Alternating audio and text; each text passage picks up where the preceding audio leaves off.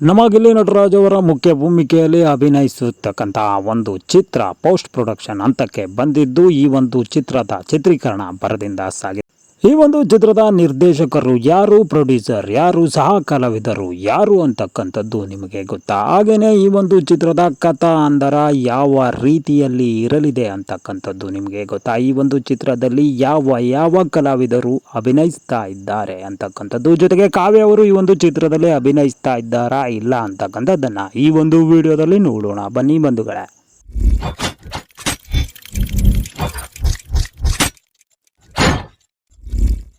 Survey number 45 ಅಂತಕ್ಕಂಥ ಒಂದು ಸಿನಿಮಾದಲ್ಲಿ ನಮ್ಮ ಗಿಲ್ಲಿ ನಟರಾಜ್ ಅವರು ಅಭಿನಯಿಸ್ತಾ ಇದ್ದಾರೆ. ಈ ಒಂದು ಚಿತ್ರಕಥೆ ಹೇಗಿದೆ ಅಂದರೆ ಹಳ್ಳಿಯ ಕಹಾನಿಯನ್ನು ಹೊತ್ತು ತರ್ತಕ್ಕಂತಹ ಕಥೆಯಾಗಿದ್ದು ಗಿಲ್ಲಿಯವರ ಕಾಮಿಡಿ ಟಚ್ ಕೂಡ ಇದರಲ್ಲಿ ನಾವು ನೋಡಬಹುದಾಗಿದೆ ಬಂಧುಗಳೇ. ಫೇಸ್ಬುಕ್ನ ಸರಣಿ ವಿಡಿಯೋಗಳ ಮೂಲಕ ನಮಗೆ ಬೆಳಕಿಗೆ ಬಂದಂಥ ನಮ್ಮ ಗಿಲ್ಲಿ ನಟರಾಜ್ ಅವರು ಈ ಒಂದು 45 ಸರ್ವೆಯಲ್ಲಿ ಅದ್ಭುತವಾದಂತಹ ನಟನೆಯನ್ನಂತೂ ಮಾಡಿದ್ದಾರೆ. ಇದರಲ್ಲಿ ಕಾಮಿಡಿ ಕಚಗುಳಿ ಖಂಡಿತವಾಗಿಯೂ ಇರಲಿದೆ. ಇದು ಹಳ್ಳಿ ಸೊಗಡಿನ ಕಥೆಯಾಗಿದ್ದು ಎಲ್ಲರ ಮನಸ್ಸನ್ನು ಸೂರೆಗೊಳ್ಳೋದ್ರಲ್ಲಿ ಡೌಟ್ ಇಲ್ಲ ಅಂತ ಎಲ್ಲರೂ ಹೇಳ್ತಾ ಇದ್ದಾರೆ.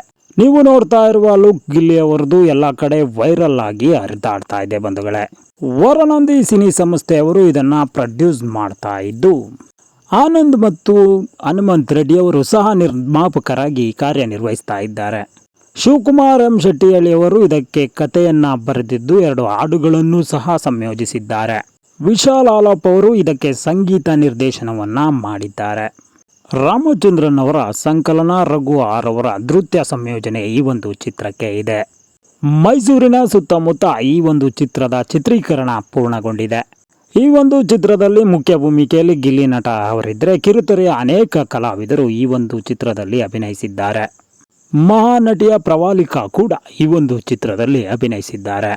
ಚಿತ್ರಕಥೆಯ ಬಗ್ಗೆ ಒಂದಿಷ್ಟು ಮಾಹಿತಿಯನ್ನು ಚಿತ್ರತಂಡ ನೀಡಿದ್ದು ಸರ್ಕಾರ ಜಮೀನಿಗೆ ಸರ್ವೆ ನಂಬರ್ ಅನ್ನು ನೀಡ್ತದೆ. ಇದರ ನಡುವೆ ನಾಯಕನಿಗೆ ಎದುರಾಗುವ ಪ್ರಾಬ್ಲಮ್ಗಳನ್ನು ನಾಯಕ ಹೇಗೆ ಫೇಸ್ ಮಾಡ್ತಾನೆ, ಹಾಗೆ ಅವುಗಳನ್ನು ಹೇಗೆ ಬುದ್ಧಿವಂತಿಕೆಯಿಂದ ಸಾಲ್ವ್ ಮಾಡ್ತಾನೆ ಅಂತಕ್ಕಂಥದ್ದು ಈ ಚಿತ್ರದಲ್ಲಿ ಕಥಾ ಹಂದರವನ್ನು ಒಳಗೊಂಡಿದೆ ಅಂತ ಚಿತ್ರತಂಡ ತಿಳಿಸಿದೆ. ನಾವು ಒಳ್ಳೆಯದನ್ನೇ ಬಯಸಿದರೆ ಎಲ್ಲರೂ ಕೂಡ ಒಳ್ಳೆಯದಾಗುತ್ತೆ, ಕೆಟ್ಟದನ್ನು ಬಯಸಿದರೆ ಕೆಟ್ಟದ್ದು ಖಂಡಿತ ನಮ್ಮ ಹತ್ರ ಬರ್ತದೆ ಅಂತಕ್ಕಂಥ ಒಂದು ಅದ್ಭುತವಾದ ಮೆಸೇಜನ್ನು ಇಟ್ಕೊಂಡು ಈ ಒಂದು ಚಿತ್ರವನ್ನು ನಿರ್ಮಾಣ ಮಾಡಲಾಗಿದೆ. ಈ ಒಂದು ಚಿತ್ರದಲ್ಲಿ ನಾಯಕಿ ಯಾರಾಗಲಿದ್ದಾರೆ ಅಂತಕ್ಕಂಥ ಎಲ್ಲೂ ಕೂಡ ಮಾಹಿತಿಯನ್ನು ನೀಡಿಲ್ಲ. ಕಾವ್ಯವರಿರ್ಬೋದು ಅಥವಾ ಬೇರೆಯವರಿರ್ಬೋದು. ಆದರೆ ಈ ಒಂದು ಚಿತ್ರಕ್ಕೆ ಅದ್ಭುತ ಯಶಸ್ಸು ಸಿಗಲಿ, ನಮ್ಮ ಗಿಲ್ಲಿ ನಟರವರಿಗೆ ಒಳ್ಳೆಯ ನೇಮು ಫೇಮು ಬರಲಿ ಅಂತಕ್ಕಂಥದ್ದು ನಮ್ಮೆಲ್ಲರ ಆಸೆಯ ಬಂಧುಗಳೇ.